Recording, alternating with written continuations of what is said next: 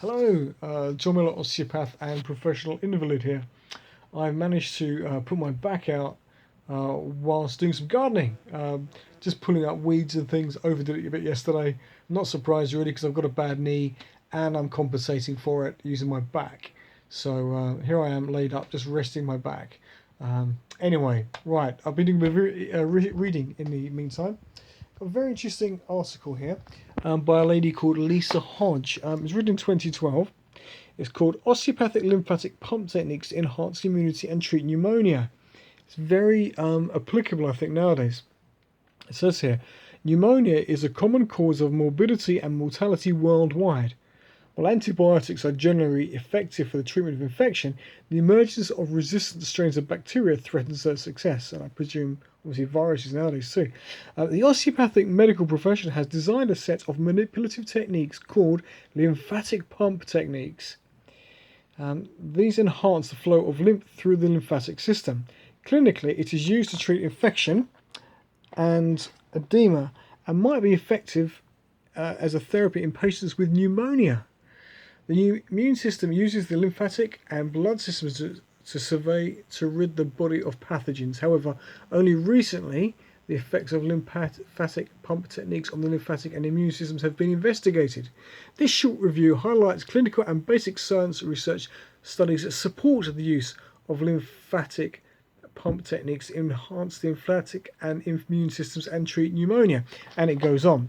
Very, very interesting, especially considering the General Osteopathic Council has said that we're not allowed to say that we can treat COVID-19. So a little bit of controversy there.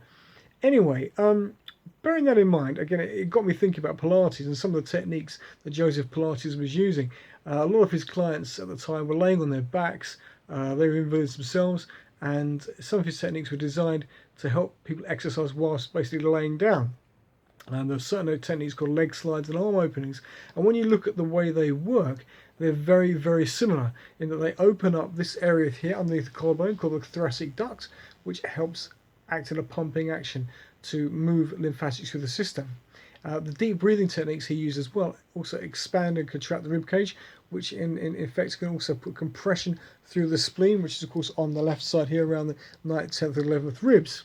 So all these will help mobilize more white blood cells into the bloodstream. So very interesting how so we've now got evidence that shows that we can help. So bearing this in mind, I thought I'd just show you some basic exercises you can do at home that may have some help should you are laid up with some kind of chest infection or something similar. So very simply, what we do in Pilates is we tend to bring our arms above our head like so, and we drop them down and bring them round and to here. You need a bit of space, I'm heating my curtains here, but you breathe in, you breathe out, and as you breathe out, you lower your arm down, and as the arm comes back around again, you bring it back to here, to the centre again. And again, breathe out, and round, and breathe in and back to the middle again. All the time you're doing this, think about your legs as well. You can mobilise your lymphatic system by using your legs as levers too. So if you look at my legs here, you breathe in and you breathe out to slow the leg down, and you breathe in and bring it back up again. You breathe out and bring the leg down, and you breathe in and bring the leg up again. All the while, of course, make sure your core is braced so it's fairly tight as it can be comfortably, and that helps us to hold the bottom of the rib cage down and stops the pelvis from rocking from side to side.